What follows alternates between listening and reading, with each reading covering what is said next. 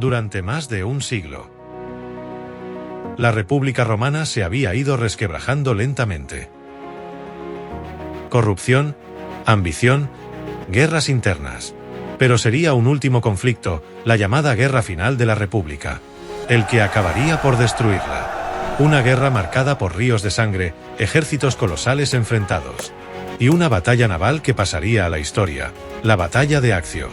Allí, en aquellas aguas, se decidiría el destino del mundo conocido. Bienvenidos a Tronos de Reyes y Generales. Roma, año 44 a.C.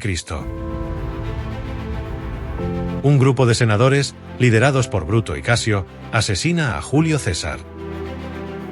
Creyeron liberar a la República, pero se equivocaron. El pueblo adoraba a César. Los asesinos fueron expulsados de la ciudad eterna. En la capital, su joven heredero Octavio, junto a Marco Antonio y Lépido, forman el segundo triunvirato. Prometieron defender la República, pero lo que realmente buscaban era vengar la muerte de César y quedarse con el poder absoluto. 2 años después, en Filipos, Macedonia, los ejércitos de Bruto y Casio se enfrentaron a los del triunvirato. La victoria fue aplastante. Los líderes republicanos se suicidaron. Y con ellos murió el último gran intento de salvar la República. El poder se dividió. Octavio gobernó Occidente, Antonio Oriente y Lépido África. Italia fue declarada neutral, aunque en realidad estaba bajo el control de Octavio. Para sellar la alianza, Antonio se casó con Octavia, hermana de Octavio. Pero ambos deseaban lo mismo, heredar el legado de César. El choque era inevitable. Entonces surgió un nuevo enemigo. Sexto Pompeyo, hijo de Pompeyo el Grande. Con una poderosa flota, tomó Sicilia y bloqueó el grano que alimentaba a Roma. Italia estuvo al borde del colapso. Octavio fracasó, hasta que su almirante, Agripa, cambió el rumbo de la guerra y lo venció. Mientras tanto, en Oriente, Antonio encontró en Cleopatra no solo a una reina, sino a una aliada poderosa. Roma lo acusó de estar bajo sus encantos.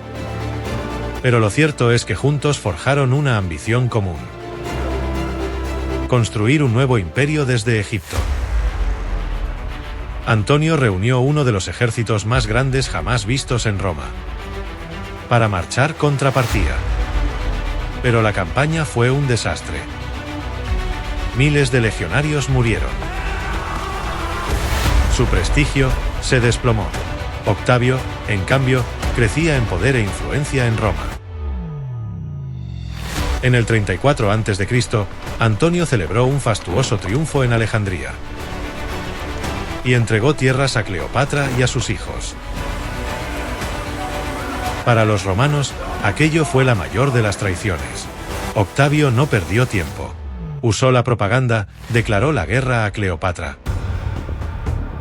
Puso a toda Roma en contra de su rival.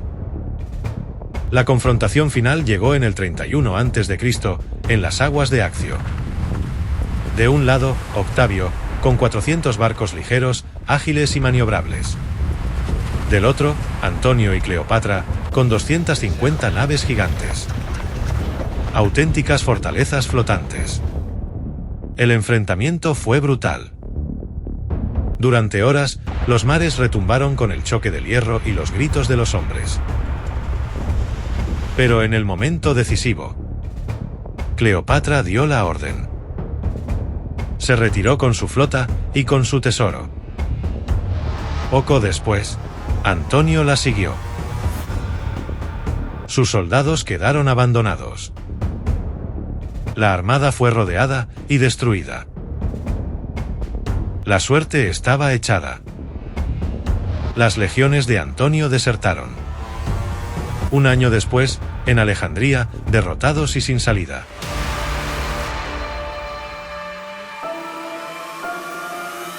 Antonio y Cleopatra se suicidaron. Así terminó la última guerra de la República.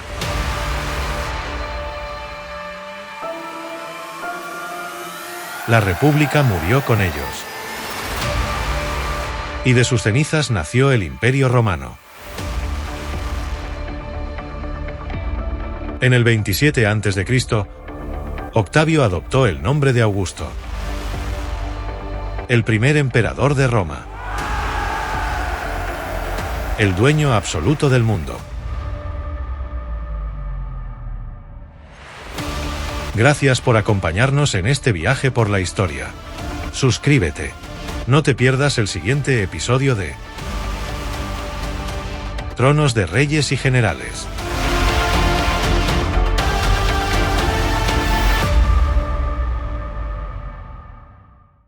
En mayo de 1453, una ciudad milenaria vivía sus últimos días. Constantinopla, joya del mundo cristiano, capital del Imperio Bizantino, cuna de la civilización romana oriental, caía tras un asedio de 53 días. No fue solo la caída de una ciudad, fue el fin de un imperio que había durado más de 1100 años. El Imperio Romano de Oriente, heredero directo de Roma, desaparecía para siempre.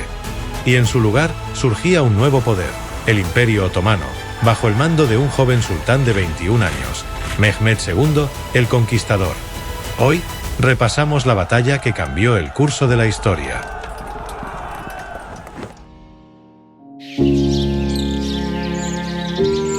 En su apogeo, el Imperio Bizantino dominaba el Mediterráneo oriental. Pero para 1453, Constantinopla era una sombra de su gloria pasada. Rodeada por tierras otomanas, la ciudad era un enclave cristiano en medio de un imperio musulmán en expansión. La población había caído a unos 50.000 habitantes, y sus murallas, aunque legendarias, necesitaban reparación. El emperador Constantino XI, paleólogo, sabía que el fin estaba cerca. Pidió ayuda a Europa occidental, pero solo llegó un puñado de mercenarios. Los otomanos, en cambio, se preparaban para una conquista histórica.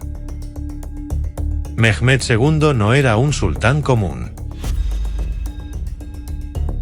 Educado en estrategia, historia y política, soñaba con convertirse en el nuevo César.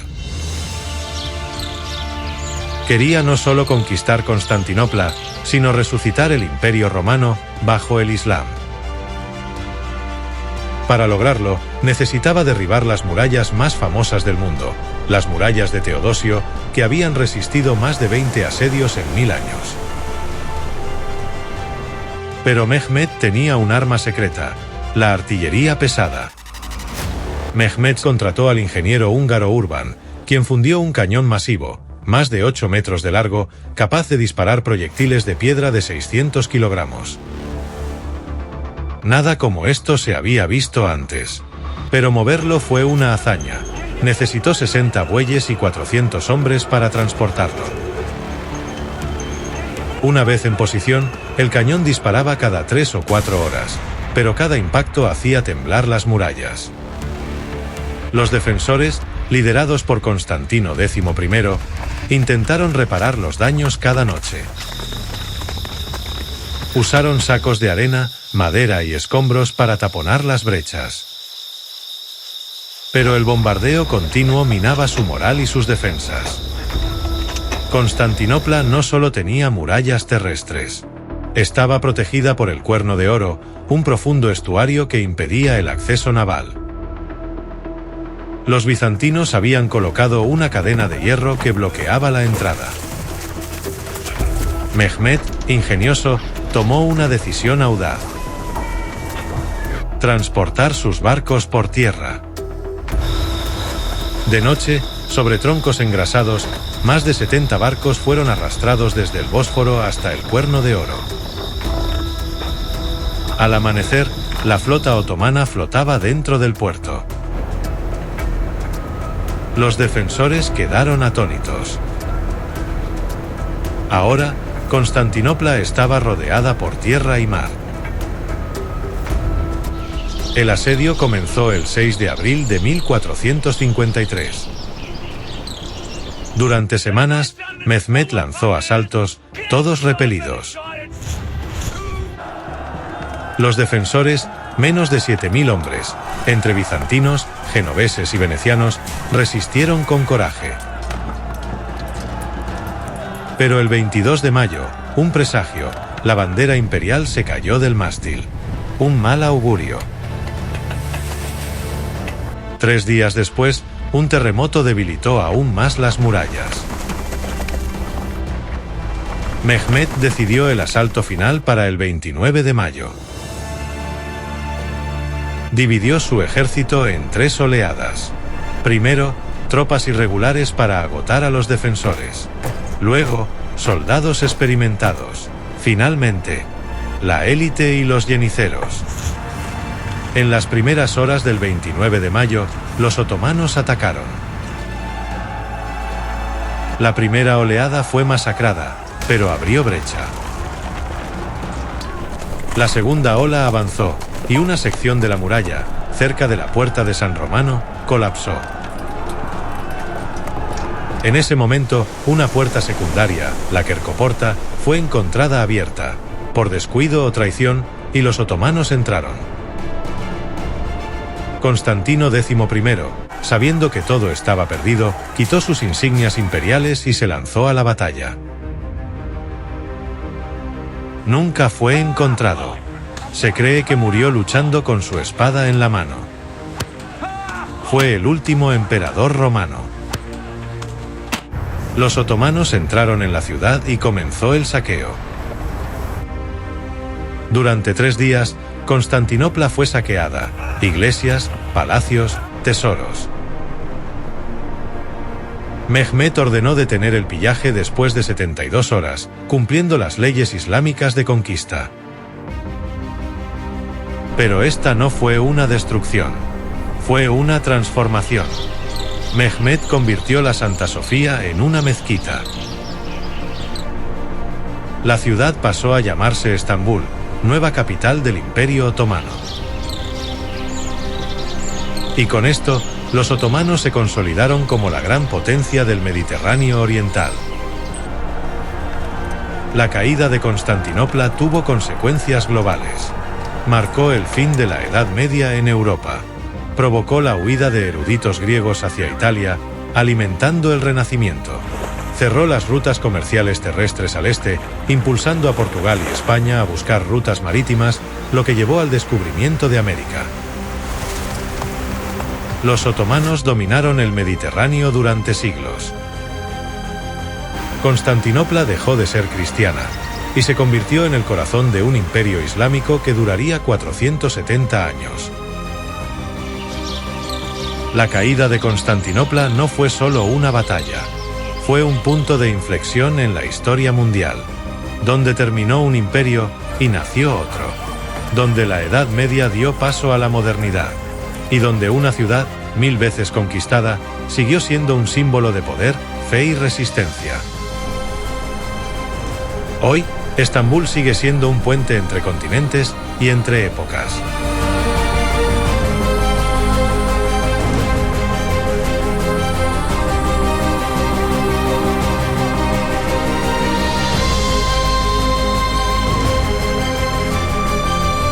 Gracias por acompañarnos en este apasionante viaje por la historia. Suscríbete y no te pierdas ningún episodio de Tronos de Reyes y Generales.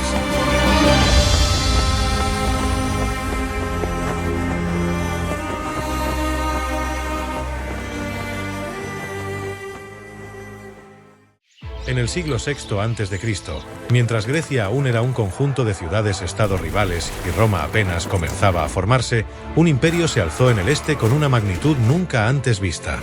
El imperio persa, bajo la dinastía de los Aqueménidas, se convirtió en el imperio más grande del mundo antiguo. Desde las costas del Bósforo hasta las puertas de la India, desde Egipto hasta las estepas de Asia Central, su dominio abarcaba más de 50 millones de personas. Pero, ¿cómo surgió este coloso? ¿Qué lo hizo tan poderoso? Y, sobre todo, ¿por qué finalmente cayó? Bienvenidos a la historia del Imperio Persa, su ascenso, su gloria y su caída. Todo comenzó con Ciro II, conocido como Ciro el Grande, rey de un pequeño reino persa en la actual Irán, Anshan. En el año 559 a.C., Ciro asumió el trono y rápidamente comenzó a unificar las tribus persas.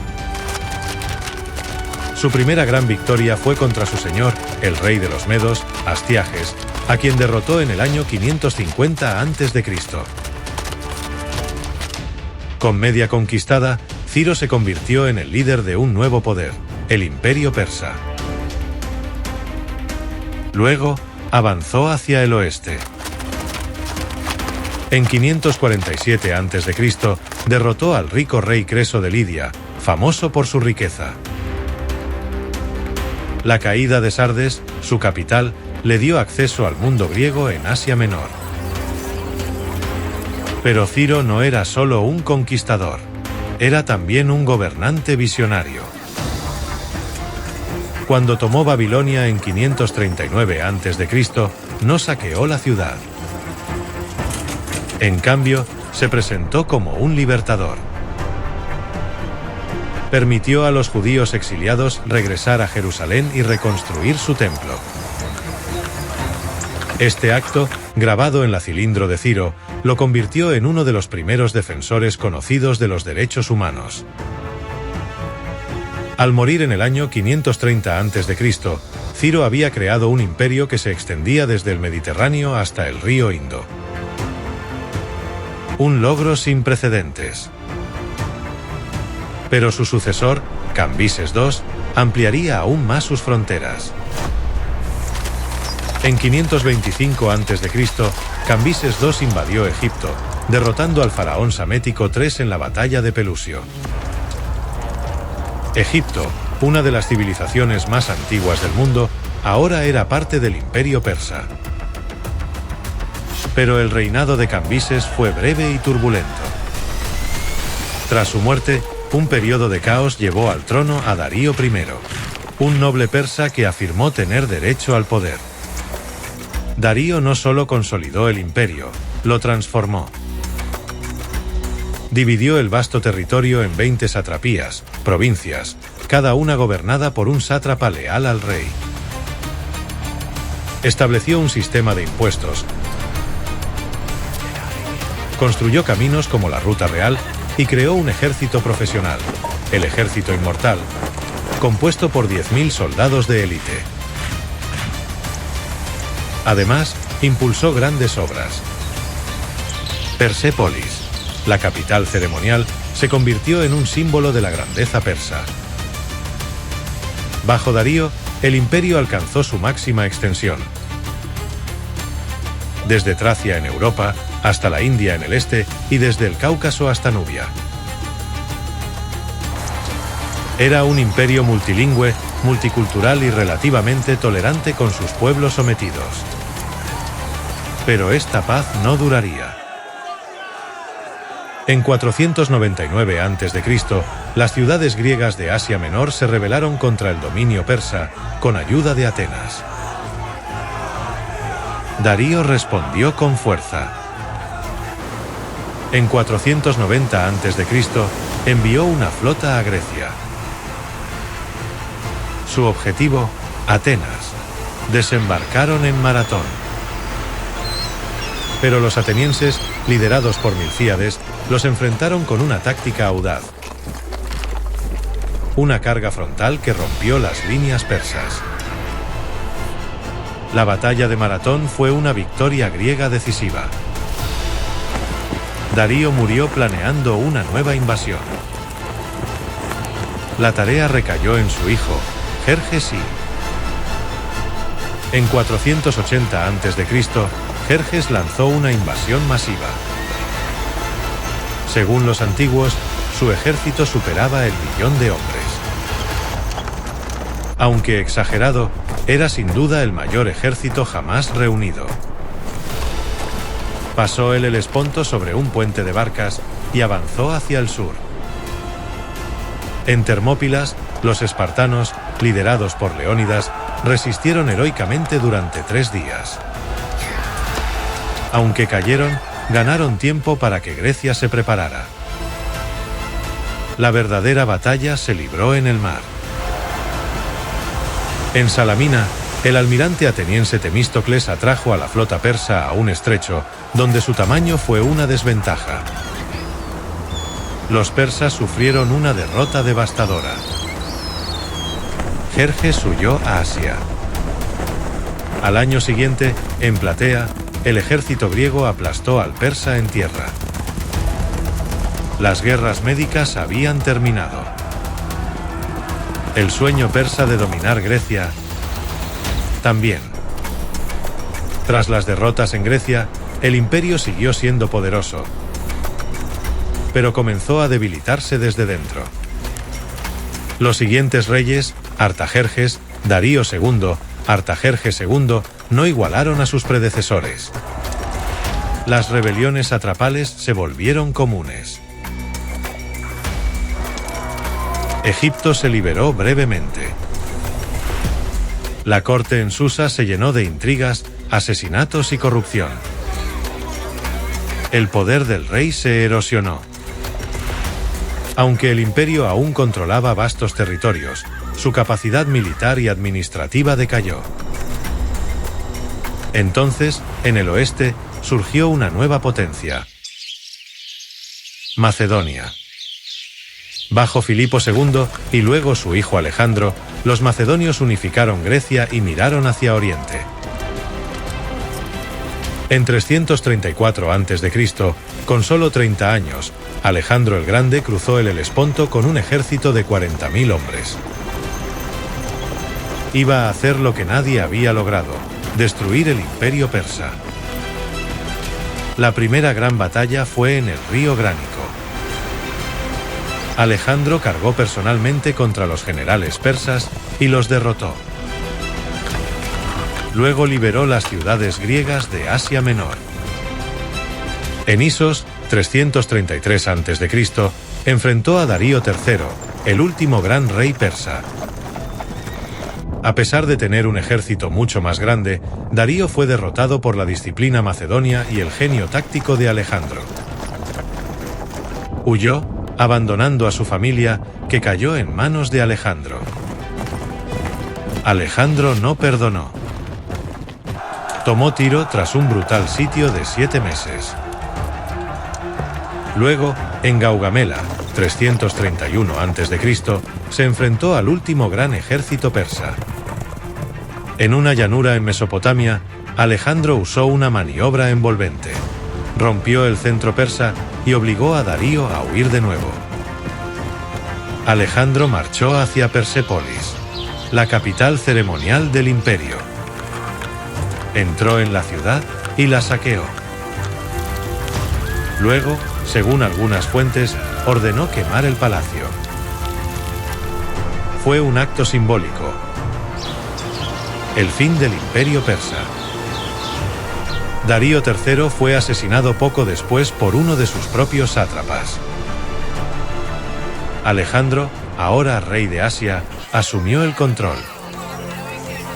El imperio persa duró 220 años, desde Ciro el Grande hasta Darío III. Fue el primer imperio verdaderamente global, un modelo de administración, tolerancia religiosa y diversidad cultural. Sus caminos, su sistema postal, su tolerancia, influyeron incluso en Roma. Y aunque fue derrotado por Alejandro, su espíritu sobrevivió. Futuros imperios persas, como los sasánidas, intentarían revivir su gloria. El imperio más grande del mundo antiguo no cayó por la fuerza de sus enemigos, sino por el peso de su tamaño y el paso del tiempo. Porque en la historia no basta con conquistar. Lo difícil es gobernar. Y durar. Si te gustó este vídeo, dale like, suscríbete y activa la campana para más historias.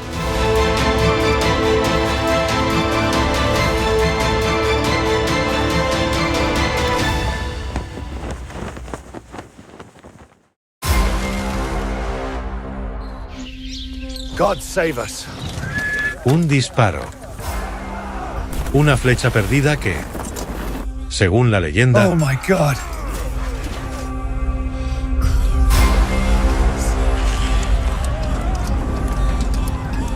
atravesó el ojo de un rey.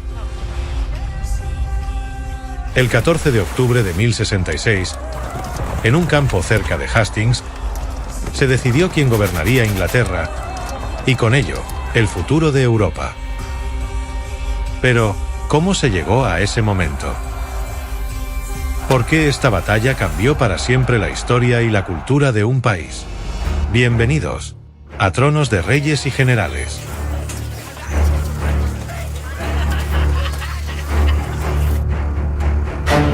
El trono inglés estaba en disputa. 3 hombres reclamaban la corona. Harald Hardrada, rey de Noruega, descendiente de los vikingos. Harold Godwinson, noble inglés elegido por la Asamblea de Sabios.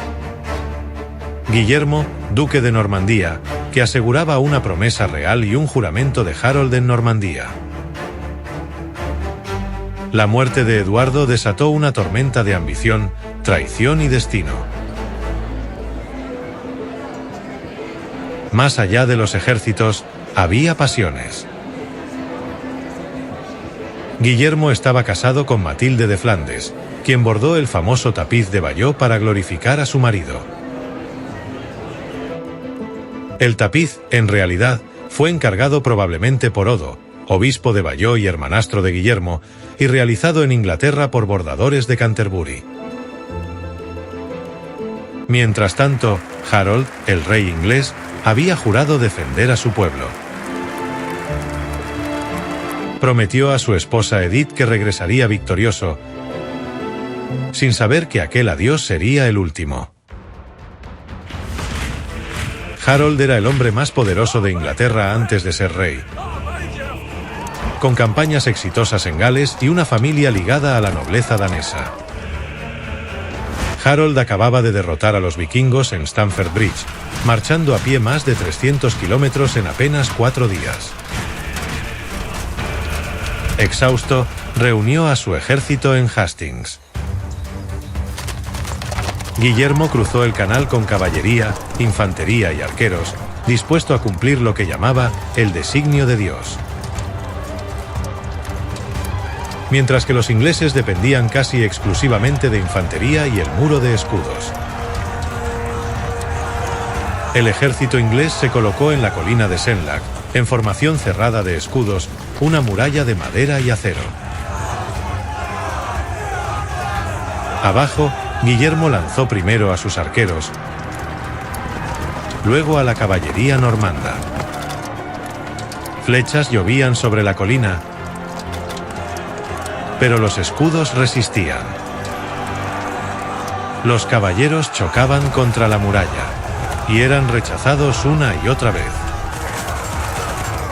La batalla duró desde las 9 de la mañana hasta el anochecer, con ataques normandos repetidos y una defensa férrea anglosajona. Los ingleses luchaban hombro con hombro, gritando el nombre de Harold. Era más que una batalla, era la defensa de sus hogares. Guillermo era astuto. Ordenó una falsa retirada. Creyendo que huían, parte de los ingleses rompió filas y bajó la colina. En ese instante, los normandos giraron y los envolvieron. El muro de escudos se rompió. Esta táctica, la finta de retirada, era poco común en Europa occidental y demostró la disciplina y entrenamiento normando. El destino de Inglaterra estaba sellado. Y entonces ocurrió. Una flecha, perdida entre miles, God save us.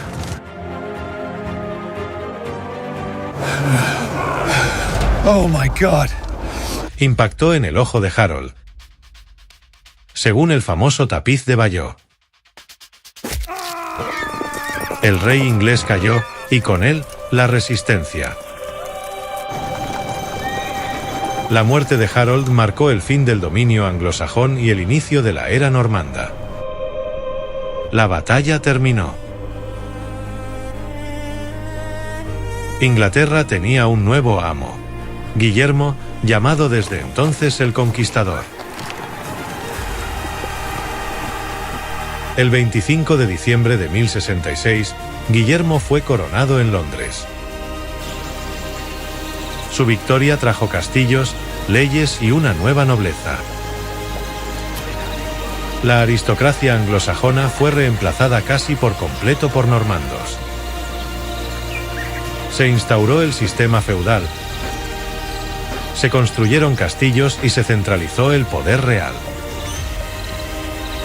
La lengua inglesa cambió para siempre, mezclando palabras normandas y sajones. El francés se convirtió en la lengua de la corte y la administración, mientras el inglés antiguo persistía entre el pueblo. El Domesday Book, primer gran censo de Inglaterra, fue una innovación administrativa normanda. El mundo que conocemos nació aquel día en Hastings. El tapiz de Bayeux, bordado en lino y lana, mide casi 70 metros y narra la conquista normanda en 58 escenas. Hoy, el tapiz se conserva en Bayeux, Normandía, y es una fuente invaluable para entender la vida y la guerra medieval. Una flecha, un ojo y un rey. Hastings no fue solo una batalla. Fue el inicio de una nación. ¿Crees que un solo disparo puede cambiar la historia del mundo?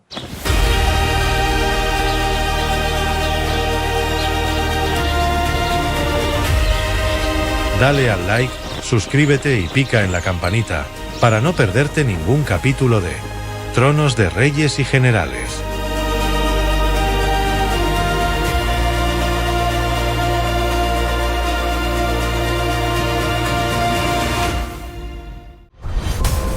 En el verano del año 216 a.C., en las llanuras de Apulia, en el sur de Italia, se libró una de las batallas más brillantes y devastadoras de la historia militar. Frente a frente, dos de las mayores potencias del mundo antiguo, Roma y Cartago. El comandante cartaginés, un joven general de genio táctico sin igual, Aníbal Barca, se enfrentaba al poderío combinado de dos ejércitos romanos. Lo que ocurrió ese día no fue solo una victoria, fue una obra maestra de estrategia. Bienvenidos a la batalla de Cannas.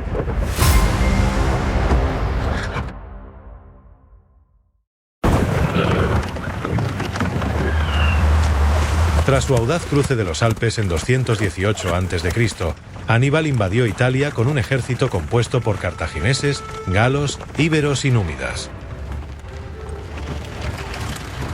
En Tesino, Trebia y luego al lago Trasmano, infligió derrotas humillantes a Roma. Pero Roma no se rindió. En lugar de eso, movilizó sus recursos como nunca antes. Reclutó a más de 80.000 hombres, el mayor ejército jamás reunido por la República, y lo dividió en dos consular. Bajo los cónsules Lucio Emilio Paulo y Cayo Terencio Varrón, los romanos marcharon hacia Cannas, decididos a acabar con Aníbal de una vez por todas.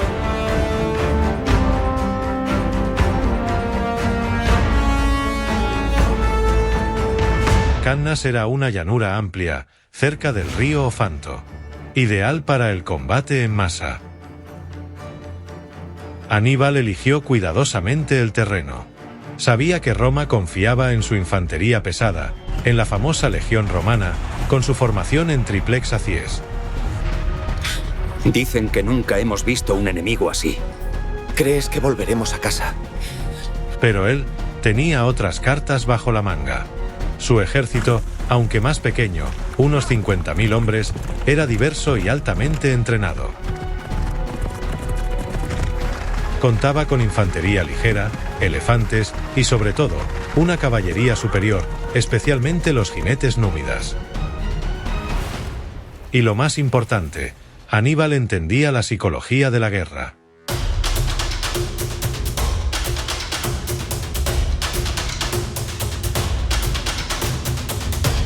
El 2 de agosto de 216 a.C., ambos ejércitos se alinearon al amanecer. Los romanos, con más de 80.000 soldados, formaron una línea densa y profunda. Su infantería ocupaba el centro, con los aliados en los flancos. ¡Roma nunca cae! ¡Hoy luchamos por todos! La caballería romana y aliada se posicionó en los extremos. Frente a ellos, Aníbal desplegó a su infantería en una formación inusual, una línea convexa, con los galos e íberos en el centro y los cartagineses y libios en los flancos.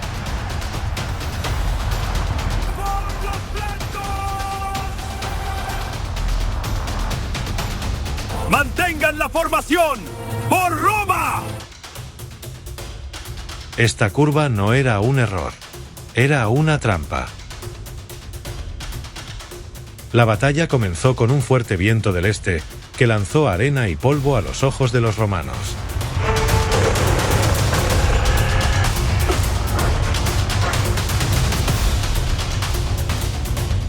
Las legiones avanzaron con furia, golpeando el centro cartaginés con todo su peso.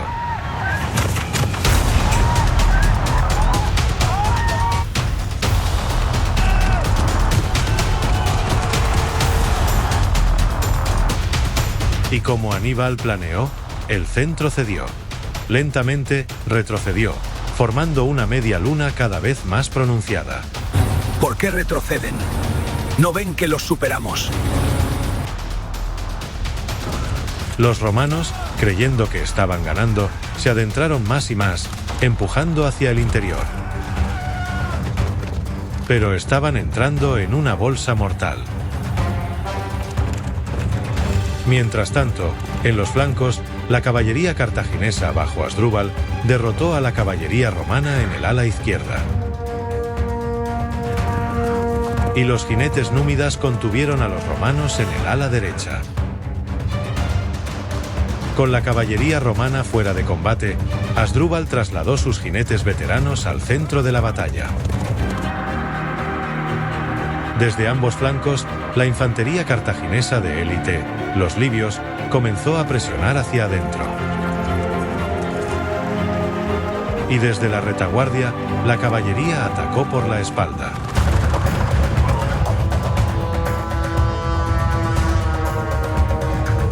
¡Nos rodean! ¡No hay salida! Los romanos estaban completamente rodeados. Imagina la escena. Más de 50.000 soldados apiñados en un espacio cada vez más pequeño, incapaces de maniobrar, sin espacio para blandir sus espadas. Era un matadero. La formación se colapsó. Los hombres caían no por valentía, sino por falta de espacio para respirar. Al final del día, Roma había sufrido una de las peores derrotas de su historia.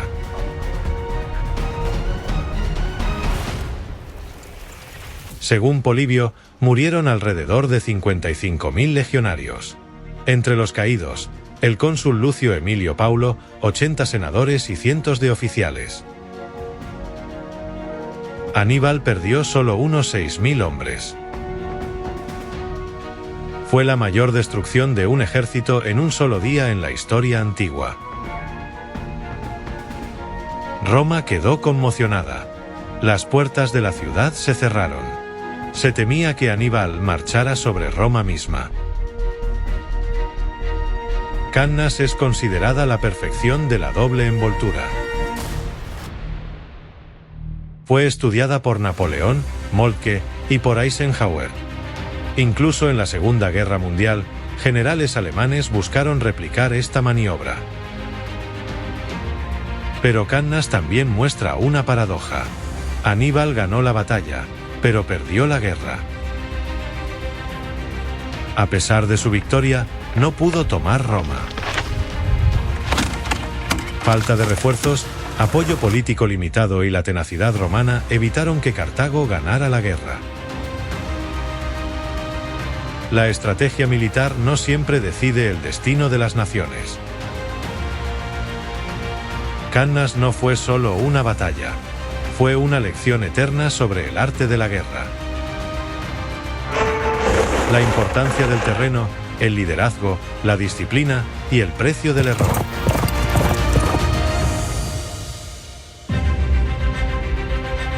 No te pierdas los próximos capítulos en Tronos de Reyes y Generales.